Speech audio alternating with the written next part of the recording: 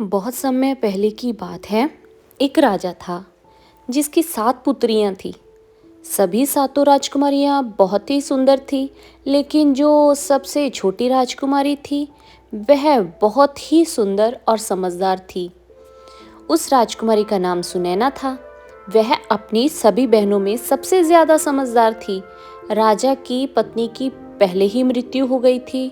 माता की मृत्यु के समय सातों पुत्रियां बहुत ही छोटी थी। राजा अपनी बेटियों को बहुत प्यार करता था। राजा उन सभी राजकुमारियों की बहुत अच्छे से देखभाल करता था। उन्हें माता पिता दोनों का प्यार देता। वह चाहता था कि राजकुमारियों को ऐसा न लगे कि उनकी माँ नहीं है। वह उनके लिए तरह तरह के भोजन वो बनवाता, अच्छे अच्छे कपड़ों का प्रबंध करता। वह अपनी बेटियों का पालन पोषण अच्छे से करने की कोशिश करता। अब धीरे धीरे जो है राजकुमारियां बड़ी होने लगी। वे अपने पिता महाराज के लिए खुद भोजन बनाया करती। जब राजा अपने मंत्रियों के साथ किसी कार्य के लिए राजधानी से बाहर जाता, तब राजकुमारियां उनके लिए खाना बनाकर रास्ते के लिए उनके साथ भेज दिया करती। धीरे धीरे जो समय था बीत रहा था। उसी राज्य में राजा का एक प्रधान सेवक था जिसकी मृत्यु हो गई थी। वह भी अपने पीछे अपनी पत्नी और एक छोटी लड़की को छोड़ गया था। वे दोनों प्रधान सेवक के बिना इस संसार में अब अकेली रह गई थी। राजा की सातों लड़कियां अपने पिता के लिए भोजन तैयार करती थीं। जब वह राजकुमारियां भोजन तैयार कर रही होती थी, उस समय उस प्रधान सेवक की जो विधवा पत्नी थी उनके पास आई और राजा की बेटियों से थोड़ी आग मांगने लगी। राजा की छोटी बेटी सुनैना को वह औरत बिल्कुल भी पसंद नहीं थी। वह उसे लताड़ देती और कहती कि अपने घर जाकर स्वयं आग जलाओ। तुम रोज रोज हमसे आग मांगने क्यों आ जाती हो? लेकिन उस औरत पर इस बात का कोई असर नहीं होता। उसे छोटी राजकुमारी कितना भी लताड़ती, मना करती, लेकिन उस पर कोई असर नहीं होता।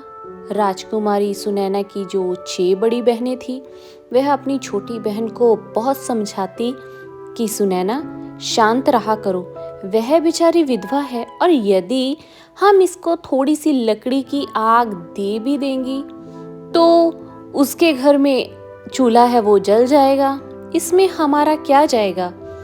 देखो, तुम उस औरत से लड़ती झगड़ती रहती हो, इसके साथ ही तुम उसको इतना भला बुरा भी सुनाती हो। इसमें उस बेचारी का क्या कसूर है? वह हमारे यहाँ आकर केवल हमारे चूल्हे से थोड़ी सी आग ही तो मांगती है। अपनी बड़ी बहनों की बात सुनकर छोटी राजकुमारी कहती है कि कोई बात नहीं, आज तुम्हें मेरी बात समझ नहीं आ रही, लेकिन देख लेना, एक दिन यह औरत हमारे लिए बहुत बड़ी मुसीबत पैदा कर देगी। यह सिलसिला इसी तरह से चलता रहा। वह औरत रोज उनके घर पर आग मांगने आ जाती। जैसे तैसे सबसे नज़र बचाकर अब वो राजा के खाने में राख मिला दिया करती, क्योंकि वह विधवा औरत बड़ी ही दुष्ट स्वभाव की थी। वह जल्दी जल्दी से राख मिलाकर राजा का बना हुआ भोजन था वो जो खराब कर देती थी। धीरे धीरे राजा को भी अपने खाने में कुछ खराबी महसूस होने लगी। वह जानता था कि उसके लिए खाना उसकी बेटियां बनाती हैं। राजा अपनी बेटियों से बहुत अधिक प्रेम करता था, इसीलिए वह समझ नहीं पा रहा था कि उसकी जो बेटियां हैं उसके खाने को क्यों बिगाड़ देती हैं। उसे इस बात पर विश्वास नहीं हुआ। एक दिन राजा ने सोचा कि सच्चाई जानने के लिए मुझे ही अपनी जो है बेटियों पर नज़र रखनी चाहिए, क्योंकि मेरी बेटियां मेरे लिए ऐसा तो नहीं कर सकती कि वह मेरा खाना बिगाड़ दें। ऐसा सोच विचार करके राजा अपने कक्ष में चला गया। जब उसकी बेटियां खाना बना रही थी तो वह उन्हें खाना बनाते हुए छिपकर देखने लगा कि मेरी बेटियां किस मकसद के लिए मेरे खाने को खराब करती हैं। ऐसा खराब खाना खिलाकर वह मुझे क्यों मारना चाहती हैं। अपने मन में ऐसा विचार करते हुए राजा अपनी बेटियों को देखने लगा, क्योंकि वह अपनी बेटियों से बहुत अधिक प्रेम करता था। उसने अपनी बेटियों को खाना बनाते हुए दीवार के गुप्त झरोखे से देखा। वह जानना चाह रहा था कि मेरी बेटियां कैसे खाना बिगाड़ती हैं। उसकी सातों लड़कियां बड़ी सावधानी से था जो वो खाने को बड़ी ही स्वच्छता से बना रही थी। जैसे ही सारा भोजन था जो बनकर जो तैयार हुआ, तो उसने देखा कि उसकी बेटियों ने बड़ी ही सावधानी से है जो चूल्हे से भोजन हटाकर रख दिया है। इसके बाद राजा ने जो देखा, उसे देखकर बड़ा ही आश्चर्य हुआ। राजा ने देखा कि जो प्रधान की विधवा पत्नी थी, वो उनसे आग मांगने के लिए आई। उसने अपने घर पर भोजन पकाने के लिए आग मांगी। तभी सुनैना थी जो उस पर क्रोधित हो गई और उसे खरी खोटी सुनाने लगी। जब देखो मुंह उठा आग मांगने आ जाती हो। फिर सुनैना की दूसरी बहनों ने उसे समझाया कि कोई बात नहीं, आग ही तो मांग रही है, तुम गुस्सा मत करो। जब वो आग लेकर जाने लगी, तो उसने राजकुमारी से नजर बचाकर सारे खाने में राख मिला दी। इस प्रकार उसने सबसे नजरें बचाकर सारा खाना था जो वो खराब कर दिया। जब राजा ने देखा कि उसकी बेटियों ने तो बहुत सफाई से और बड़े सुंदर तरीके से खाना बनाया था, लेकिन प्रधान की पत्नी ने लड़कियों से आग मांगने के बहाने खाने में था जो वो राख मिला दी, तो राजा बहुत ही क्रोधित हुआ। वह अपने राजमहल में वापस आ गया।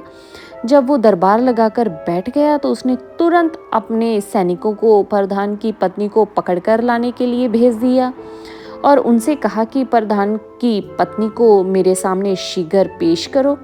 विधवा औरत को राजदरबार में लाया गया। जब राजा ने उससे इस सारी घटना के बारे में पूछा, तो वो उस विधवा औरत ने कहा कि महाराज, मुझे क्षमा करें, मैं तो एक खेल खेल रही थी। मैं तो यह देखना चाहती थी कि आप कितने चतुर और समझदार हैं और कैसे इस समस्या का था वो जो समाधान निकालते हैं। वह औरत महाराज की प्रशंसा करते हुए कहने लगी, महाराज, आप तो बड़े ही न्यायप्रिय और समझदार हो। इस प्रकार उस औरत ने राजा को अपनी मीठी मीठी बातों में उलझा दिया। उसकी ऐसी बातें सुनकर राजा भी उसकी समझदारी के कारण उस पर अत्यधिक प्रसन्न हो गया और उस पर मोहित भी हो गया। राजा ने उसको दंड देने के स्थान पर उसको रानी बनाने का निर्णय कर लिया। इस तरह राजा ने उससे है जो प्रधान की विधवा पत्नी थी, उसे विवाह कर लिया और उसे राजमहल में ले आए। राजा की पहली राजा की पहली पत्नी से पैदा हुई सातों लड़कियों से नई रानी बहुत अधिक नफरत और घृणा करने लगी। वह चाहती थी कि किसी भी प्रकार से यह सातों राजकुमारियां महल से बाहर निकल जाएं। राजकुमारियों को महल से बाहर निकालने लगी और मन में यह विचार करने लगी कि जैसे भी हो उनको किसी भी तरह से महल से भगा देने के बाद राजा की सारी संपत्ति के साथ साथ सभी प्रकार के ऐश्वर्य भी केवल उसी के लिए होंगे। वह और उसकी पुत्री अब राज करेंगी। वह चाहती थी कि उसकी अपनी पुत्री राजमहल में राजकुमारी बनकर रहे, उसकी अपनी पुत्री को ज़्यादा सम्मान मिले। लेकिन राजा अपनी पुत्रियों को भी बहुत अधिक प्यार करता था। उसको अपनी पुत्रियों के प्रति बहुत ही करुणा और दया थी। राजा अपनी पुत्रियों को बिल्कुल भी दुखी नहीं देख सकता था। दूसरी ओर नई रानी हर प्रकार से राजा की पुत्रियों को था वो दुखी देखना चाहती थी। वह उन्हें पूरा दिन घर के कार्यों में लगाए रखती थी। धीरे धीरे राजा की सातों पुत्रियों को खाने के लिए घर पर खाना भी नहीं देती थी। वह उनको खाने के लिए बहुत ही कम खाना देती थी और धीरे धीरे वह उनकी दूसरी ज़रूरी और जो सुख सुविधाएं थी उनको भी कम करती जा रही थी। इस तरह से सातों बहनों पर हर प्रकार से दुखों का पहाड़ टूट पड़ा। इसके विपरीत जो नई रानी थी, वह और उसकी पत्नी हर प्रकार से था वो जो राजमहल में पूरी सुख सुविधाओं के साथ रह रही थी। वह महल में रानी बनकर और अपनी बेटी को राजकुमारी बनाकर रखती और उसे एक जीवन जीने के लिए, उसे अच्छा जीवन जीने के लिए वो प्रोत्साहित करती रहती। रानी अपनी पुत्री के लिए अच्छे अच्छे पकवान बनाती, अच्छे अच्छे उसे कपड़े पहनाती और उसके लिए अच्छी अच्छी चीज़ों का संग्रह करती। राजा की पहली पत्नी से जो 7 राजकुमारियां थी, उन सभी को सभी प्रकार के सुखों से वंचित कर दिया। वह सभी बहनें बहुत दुखी और उदास रहती। एक दिन बहुत अधिक परेशान होने के कारण वे सातों बहनें महल के बाहर जाकर अपनी माँ की समाधि पर जाकर रोने लगी। वहां जाकर वह अपनी माँ से इस प्रकार से कहने लगी, माँ, क्या तुम अपनी बेसहारा, लाचार, बेबस पुत्रियों को नहीं देख सकती हो? हम सब कितनी अधिक दुखी हैं। सौतेली माँ हम पर कितने जुल्म कर रही हैं, हमें भूख प्यास से तड़पा रही हैं। माँ, अब हम क्या करें? धीरे धीरे यह उनका रोज का काम हो गया है। अपनी माँ की समाधि पर चली जाती और रोती हुई अपनी माँ से अपना दुख कहती। एक दिन जब वह सभी अपनी माँ की कब्र पर बैठी हुई रो रही थी और सिसकियां भर रही थी, तभी उन्होंने देखा कि उनकी माँ की समाधि पर एक बहुत ही सुंदर अनार का पेड़ उत्पन्न हो गया। जल्दी जल्दी ही वह पेड़ पूरी तरह से ताजा और सुंदर स्वादिष्ट फलों से था जो वो भर गया। उन फलों को खाकर अपनी भूख को शांत करने लगी वो सातों बहनें। अब हर रोज जब उनकी सौतेली माँ उनको खाने के लिए पर्याप्त भोजन नहीं देती, तो वह सब अपनी माँ की समाधि पर आकर इस तरह से अनार के फलों को खाकर अपनी भूख को शांत करने लगी। अपनी सौतेली माँ के द्वारा दिया जाने वाला घटिया भोजन उन्होंने अब खाना बंद कर दिया और केवल अनार के फलों को खाकर ही जीवित रहने लगी, क्योंकि वह अनार का वृक्ष एक अद्भुत पेड़ था। उस पेड़ से फलों को जितना अधिक तोड़ा जाता, अगले दिन उससे अधिक फल थे जो वो पैदा हो जाते। इस प्रकार सब बहनों के लिए भोजन के लिए वो था जो फल पर्याप्त होते। उन सातों बहनों की सौतेली माँ अब यह सोचने लगी कि यह सातों बहनें भोजन भी नहीं करती और मैं भी इन बहनों को खाने के लिए कुछ नहीं देती, फिर भी ये दुखी नहीं रहती। और ये सभी बहनें हैं जो बिना खाए भी इतनी सुंदर और स्वस्थ कैसे दिखाई दे रही हैं। इनमें से कोई बीमार भी नहीं है, इनका आकर्षण भी दिन प्रतिदिन बढ़ता ही जा रहा है। ये सब कुछ कैसे हो रहा है, जबकि मेरी अपनी बेटी को मैं इतना कुछ अच्छा अच्छा खिलाती हूँ, तब भी वह इनके आगे फीकी लगती है। इस तरह से अब सातों राजकुमारियां अपनी माँ की समाधि पर जाती और सुंदर स्वादिष्ट अनार के फलों को खाती और अपनी माँ का इसके लिए धन्यवाद करती। जब उनकी सौतेली माँ से रहा नहीं गया तो उसने इसका रहस्य जानने की सोची और एक दिन उनकी सौतेली माँ ने अपनी बेटी को उनका पीछा करने के लिए कहा और कहा, उनकी सौतेली माँ की बेटी उनका अब पीछा करने लगी। अब वो उनका पीछा करती हुई उसी समाधि पर पहुंच गई और उसने देखा कि सातों की सातों बहनें अनार के पके हुए फलों को इकट्ठा कर रही हैं। तभी सुनैना ने अपनी सौतेली बहन को देख लिया। उसे देखकर सुनैना ने अपनी 6 बाकी बहनों से कहा कि तुम सब क्या देख रही हो? यह लड़की है जो तुम सब देख नहीं रही, ये लड़की हमारा पीछा कर रही है, हमको देख रही है। चलो हम इसको मिलकर यहाँ से भगा देती हैं, इन अनार के फलों को छुपा देती हैं, नहीं तो ये जाकर सारी चुगली कर देगी अपनी माँ से और हम परेशानी में पड़ जाएंगी। लेकिन सुनैना की दूसरी बहनों ने कहा, अरे नहीं सुनैना, तुम इतनी अधिक परेशान मत हो, यह लड़की तो निर्दोष है, इसकी माँ हमें कष्ट देती है तो इसमें इसका क्या कसूर है। ऐसा कहकर वे उसे अपने पास बुला लेती हैं और उसको भी खाने के लिए कुछ अनार दे देती हैं। अब वह लड़की अपने घर आकर अपनी माँ से कहती है कि माँ, यह सभी कोई भूखी नहीं रहती, इसकी माँ की समाधि पर एक अनार का पेड़ है। यह सभी उस पेड़ से अनार के फल तोड़कर खाती हैं और उसी पेड़ के फल बहुत ही अद्भुत हैं। ऐसा मीठा फल मैंने आज तक अपने जीवन में कभी नहीं खाया। बेटी के मुख से ऐसी बातें सुनकर रानी बहुत गुस्से में आ गई और वह कहने लगी कि अब मैं इन्हें वहां से फल खाने से कैसे रोकूं। अगले दिन उसने अपना पूरा समय अपने कक्ष में ही बिताया। राजा ने अपने कक्ष में आकर रानी से पूछा कि रानी, तुम्हारी दुख और उदासी का क्या कारण है। रानी ने कहा कि मेरे सर में बहुत दर्द है और ऐसा लगता है कि जैसे यह दर्द मेरी जान ही ले लेगा। अगर कोई मुझे इस दर्द से मुक्त कर सकता है तो वह अनार का सुंदर पेड़ है जो तुम्हारी पहली पत्नी की समाधि पर है, और वो अनार का पेड़ ही मेरा सर का दर्द है जो वो दूर कर सकता है। राजा के पूछने पर उसने कहा कि उस पेड़ को उखाड़ कर उसकी जो जड़ है, उसके जो तने हैं और साथ में उसके पत्तों को पानी में उबाल कर जो जल तैयार होगा, उसी जल से मैं अपने सर की मालिश करूंगी और उसका सेवन करूंगी, तभी मेरा दर्द ठीक होगा। रानी की बात मानकर राजा ने उसी समय अपने नौकरों को अपनी जो पहली पत्नी थी उसकी समाधि पर भेज दिया और कहा कि समाधि पर जो अनार का पेड़ है उसके जड़, तने और पत्तों समेत उखाड़ कर ले आओ मेरे पास। यहाँ लेकर आओगे तो उसने सेवकों को तुरंत राजा की, उसके जो सेवक थे राजा के, उन्होंने तुरंत राजा की आज्ञा का पालन किया और उस सुंदर अनार के पेड़ को था जो वो जड़ से उखाड़ कर ले आए।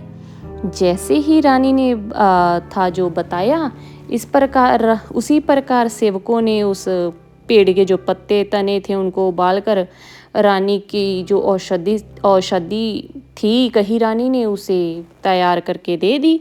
फिर क्या था, रानी ने अपने सर की मालिश की और उसका सेवन किया। उसके बाद उसे रानी ने राजा से कहा कि देखिए, मैं अनार का जो था वो जो औषधि बनाई गई थी अनार से, वो मैं पीकर था जो वो बहुत ठीक महसूस कर रही हूँ।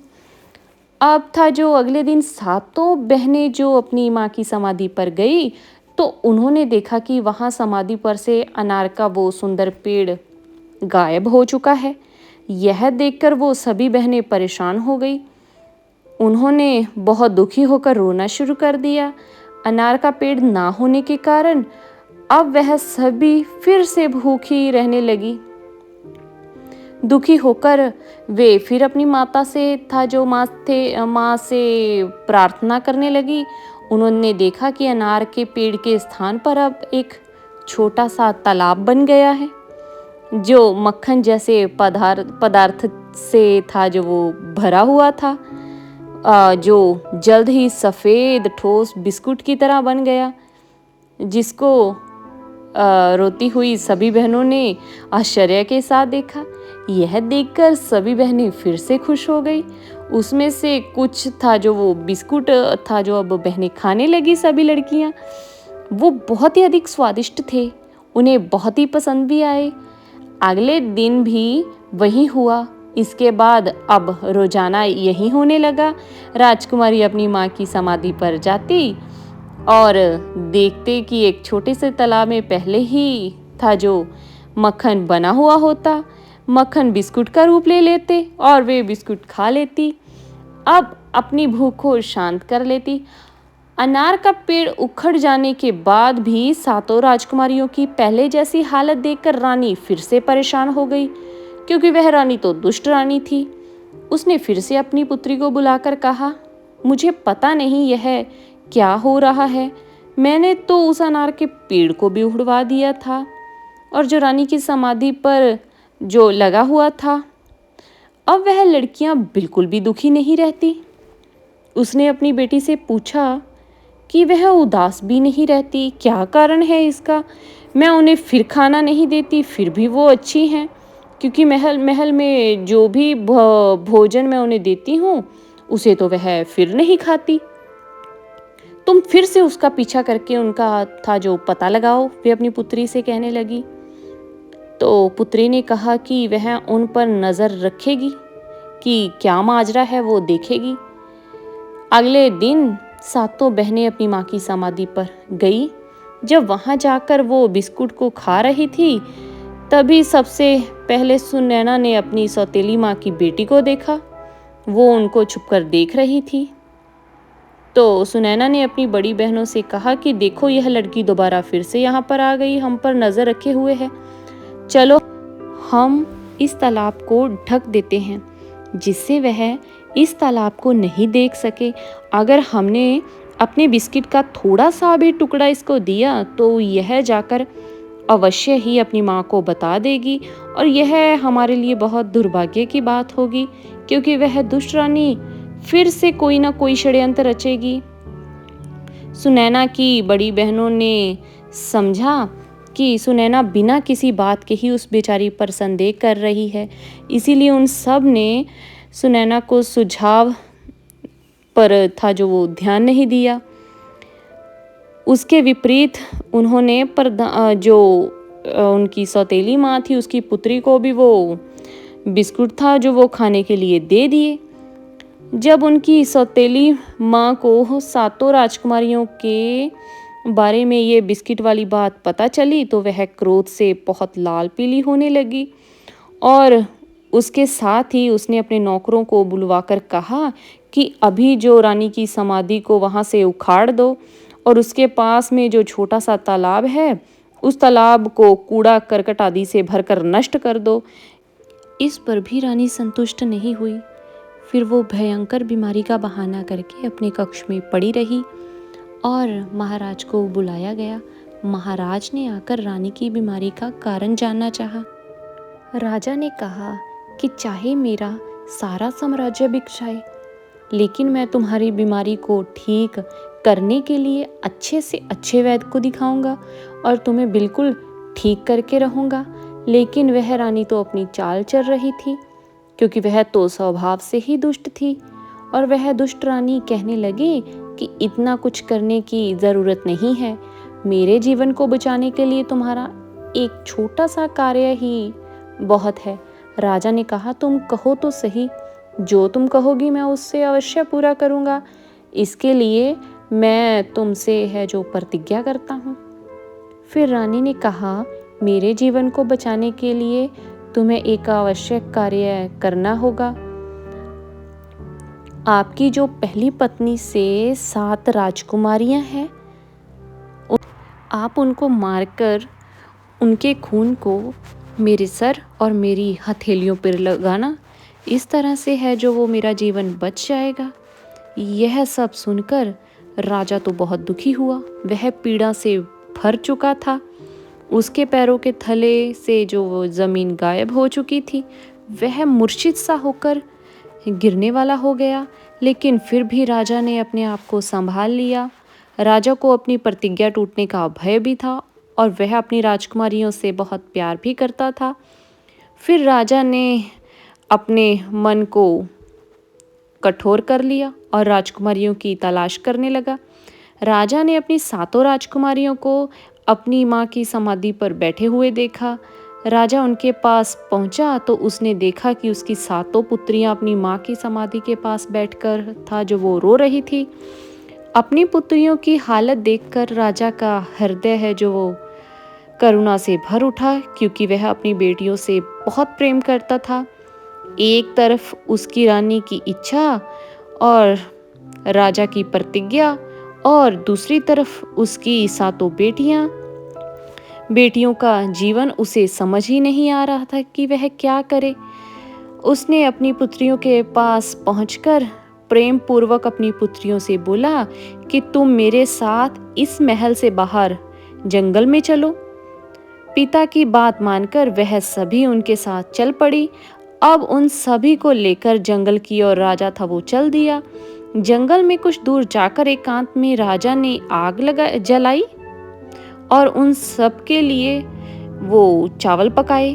उनको खाने के लिए दोपहर का जो भोजन दिया गया। उस समय बहुत अधिक गर्मी हो रही थी, जिसके कारण सभी 7 बहनें खाना खाने के बाद गहरी नींद में सो चुकी थी। जब राजा ने देखा कि सातों बहनें सो चुकी हैं तो वह चोरी से छुपकर उन लड़कियों से निगाह बचाकर वहां से भाग गया। उन सबको गहरी नींद में सोते हुए राजा ने वहीं पर छोड़ दिया। राजा अपने मन में सोचकर खुश हो रहा था कि चलो, हमारी पुत्रियां जहाँ कहीं भी रहेंगी कम से कम जीवित तो और ठीक तो रहेंगी। वे अपनी सौतेली माँ के अत्याचारों से तो बची रहेंगी, या कहीं जाकर अपना जीवन है जो वो गुजार लेंगी। साथ ही उसने भगवान से प्रार्थना की कि वह इस एकांत जंगल में उसकी पुत्रियों को भूखे प्यासे किसी जानवर के भोजन के रूप में मृत्यु को प्राप्त होने से बचाएं। राजा इस प्रकार सोचते हुए और बार बार भगवान से प्रार्थना करते हुए वहां से चला गया।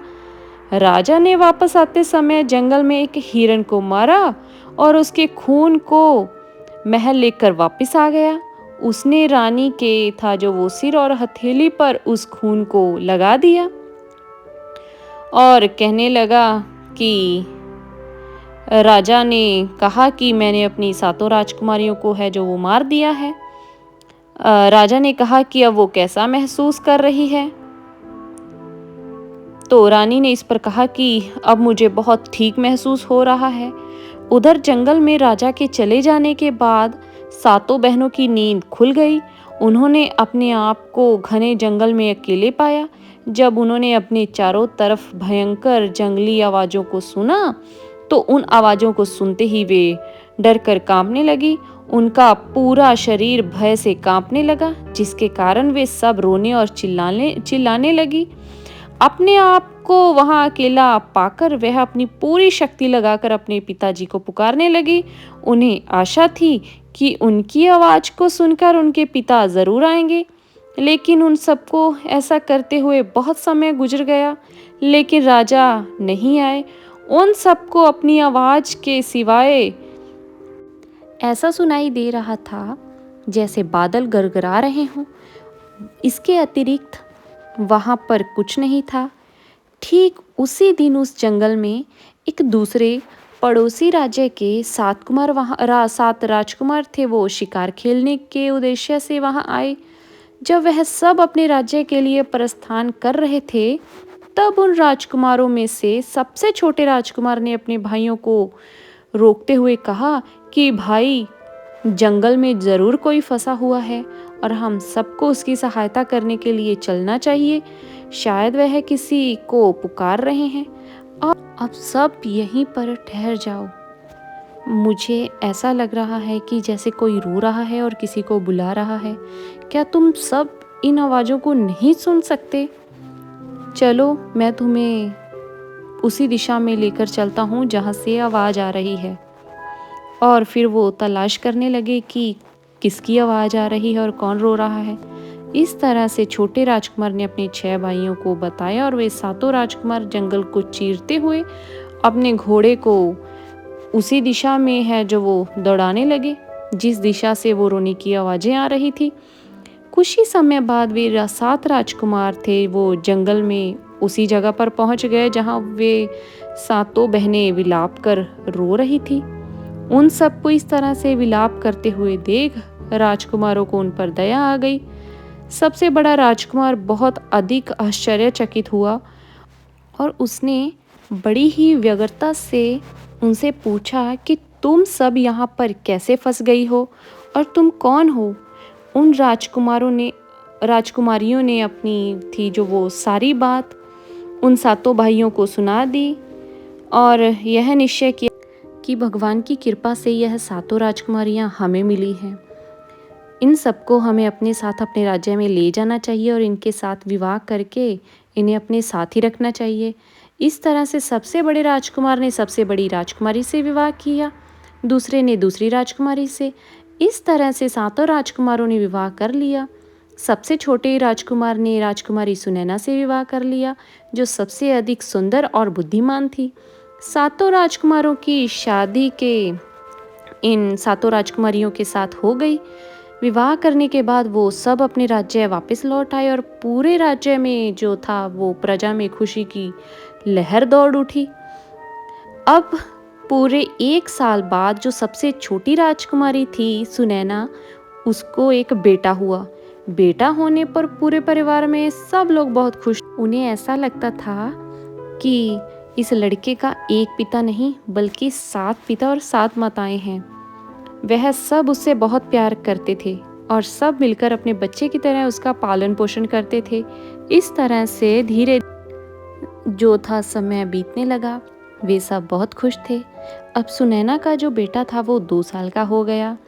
एक दिन 7वें राजकुमार ने अपने भाइयों से कहा कि शिकार खेलने का मन है, मैं शिकार पर जाना चाहता हूँ। उसने अपनी पत्नी सुनैना से कहा कि मैं शिकार पर जाना चाहता हूँ। सुनैना और अपने भाइयों से आज्ञा लेकर वह शिकार पर निकल गया, लेकिन कई दिन बीत जाने के बाद भी वह वापस लौटकर नहीं आया। आगे की कहानी हम दर्शकों आपको इसी कहानी के भाग 2 में सुनाएंगे। इस कहानी को सुनने के लिए हमारे साथ बने रहें। हम आपको बताएंगे कि जो जंगल में राजकुमार गया उसके साथ क्या हुआ और इधर जो महल में राजकुमार और राजकुमारियाँ थी उनके साथ क्या हुआ। इस कहानी को सुनने के लिए आप सभी लोगों से विनम्र निवेदन है कि आप हमारे चैनल छाप को सब्सक्राइब करें। धन्यवाद।